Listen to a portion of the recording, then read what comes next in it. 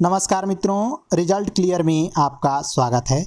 मित्रों, हम लोग देख रहे थे सीटेट जुलाई 2024 के लिए एनसीईआरटी।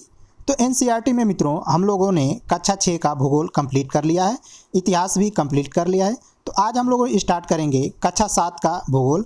तो कक्षा 7 के भूगोल में पहला अध्याय है। अध्याय का नाम है हमारी पृथ्वी के अंदर। इस अध्याय में देखेंगे मित्रों पृथ्वी का आंतरिक भाग। हमारी पृथ्वी एक गतिशील ग्रह है, इसके अंदर एवं बाहर निरंतर परिवर्तन होता रहता है। तो मित्रों आप जानते ही हैं कि पृथ्वी सूर्य की परिक्रमा करती है और ये गतिशील है, तो इसके अंदर और बाहर इसके कारण परिवर्तन होता रहता है। एक प्याज की तरह पृथ्वी भी एक के ऊपर एक संकेंद्री परतों से बनी हुई है। तो मित्रों जैसे कि आप लोगों ने देखा होगा प्याज, तो प्याज कई परतों से मिल करके बना होता है, उसी तरह से पृथ्वी भी हमारी कई परतों से मिल करके बनी हुई है। पृथ्वी की सतह की सबसे ऊपरी परत को प्रपर्टी या भूप्रपर्टी कहते हैं। यह सबसे पतली परत होती है। यह महाद्वीपीय संहति में 35 किलोमीटर एवं समुद्री सतह में 5 किलोमीटर तक है। तो मित्रों जो पृथ्वी की सबसे ऊपरी सतह होती है उसे भूप्रपर्टी कहते हैं। यह महाद्वीपों में 35 किलोमीटर तथा समुद्री सतह में 5 किलोमीटर तक फैला हुआ है। महाद्वीपीय संहति मुख्य रूप से सिलिका एवं एल्युमिनियम जैसे खनिजों से बनी है, इसलिए इसे Cl भी कहते हैं। तो जो महाद्वीपीय संहति है मित्रों वो सिलिका और एल्युमिनियम से बना है, इसलिए इसे Cl कहते हैं। Cl का मतलब मित्रों होगा SiAl। तो C से हो गया सिलिका और Al से हो गया एल्युमिनियम। महासागर की प्रॉपर्टी सिलिका एवं मैग्नीशियम से बने हैं, इसलिए इसे सीमा भी कहते हैं। तो जो महासागर की प्रॉपर्टी है वो सिलिका और मैग्नीशियम से बना है, इसलिए इसे सीमे कहते हैं। सीमे का मतलब मित्रों SiMa। तो Si से हो गया सिलिका, Ma से हो गया मैग्नीशियम। प्रॉपर्टी के ठीक नीचे मेटल होता है जो 2900 किलोमीटर गहराई तक फैला हुआ है। पृथ्वी की सबसे आंतरिक परत क्रोड है, जिसकी त्रिज्या लगभग 3500 किलोमीटर है।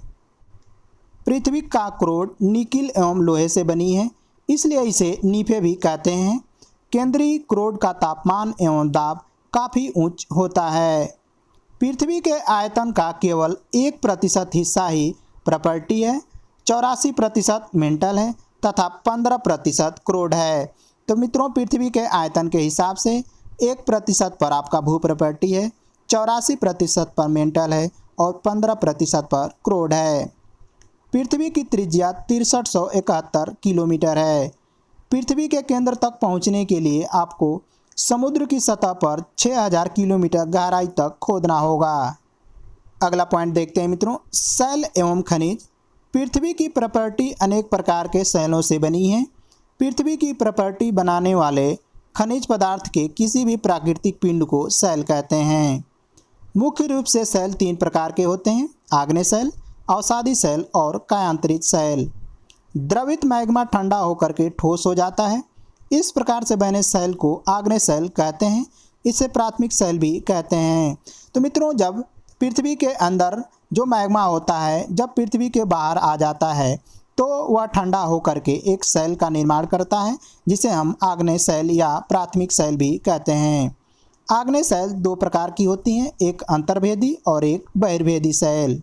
ज्वालामुखी से निकलने वाला लावा आग की तरह लाल द्रवित मैग्मा ही है। पृथ्वी के आंतरिक भाग से निकलकर सतह पर आता है। जब द्रवित लावा पृथ्वी की सतह पर आता है तो यह तेजी से ठंडा होकर ठोस बन जाता है। प्रॉपर्टी पर इस प्रकार से बने शैल को बहिर्भेदी आग्नेय शैल कहते हैं। इनकी संरचना बहुत महीन दानों वाली होती है, जैसे कि बेसाल्ट। दक्कन का पठार बेसाल्ट शैलों से ही बना है।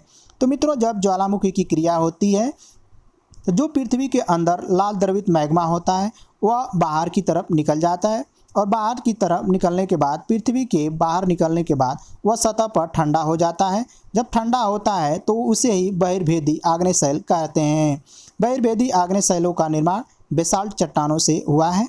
दक्कन का पठार भी बेसाल्ट शैलों से ही बना है। द्रवित मैग्मा कभी कभी पृथ्वी के अंदर ही ठंडा होकर ठोस बन जाता है। इस प्रकार के बने शैल को अंतर्भेदी आग्नेय शैल कहते हैं। तो मित्रों जब द्रवित मैग्मा कभी कभी पृथ्वी के अंदर ही ठंडा हो जाता है तो इस प्रकार के बने शैल को ही अंतर्भेदी आग्नेय शैल कहते हैं। धीरे धीरे ठंडा होने के कारण ये बड़े दानों का रूप ले लेता है। ग्रेनाइट ऐसे ही शैलों का उदाहरण है। लेई मसालों तथा दानों का चूर्ण बनाने के लिए जिन अपघर्षण पत्थरों का उपयोग करते हैं वे ग्रेनाइट के बने होते हैं। सैल लुढ़ककर, चटककर तथा एक दूसरे से टकराकर छोटे छोटे टुकड़े में टूट जाती है।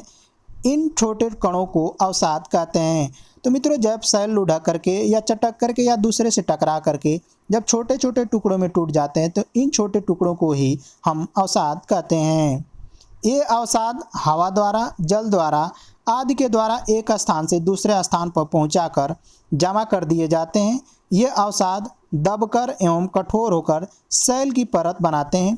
इस प्रकार की सैलों को ही अवसादी सैल कहते हैं। आग्नेय एवं अवसादी सैल उच्च ताप एवं दाब के कारण कायांतरित सैलों में परिवर्तित हो सकती हैं, जैसे कि चिकनी मिट्टी से स्लेट में, चूना पत्थर से संगमरमर में परिवर्तन हो जाता है। तो मित्रों, आग्नेय एवं अवसादी सैलें उच्च ताप और दाब के कारण भी कायांतरित सैलों में परिवर्तित हो जाती हैं, जैसे कि चिकनी मिट्टी स्लेट में परिवर्तित हो जाती है, चूना पत्थर संगमरमर में परिवर्तन हो जाता है। कठोर सैलों का उपयोग सड़क बनाने, घर बनाने तथा इमारत बनाने के लिए किया जाता है। लाल किला लाल बलुआ पत्थर से तथा ताजमहल सफ़ेद संगमरमर से बना है। द्रवित मैग्मा ठंडा होकर ठोस आग्नेय सैल बन जाता है।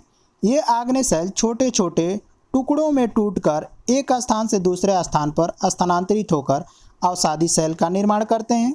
ताप एवं दाब के कारण ये आग्नेय एवं अवसादी सैल कायांतरित सैल में परिवर्तित हो जाते हैं।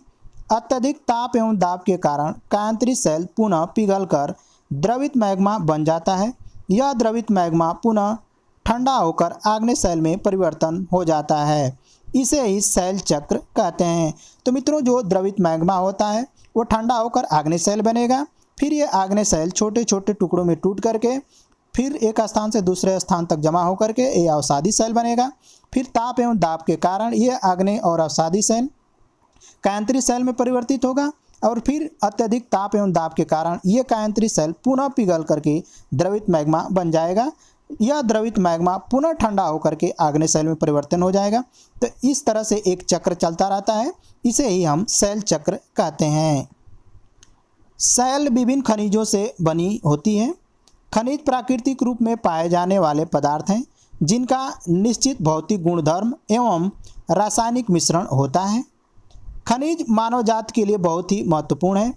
कुछ का उपयोग ईंधन की तरह होता है, जैसे कोयला, प्राकृतिक गैस, पेट्रोलियम। तो ये तो मित्रों थे कक्षा 7 का भूगोल। मिलते हैं अगले वीडियो में, तब तक के लिए नमस्कार।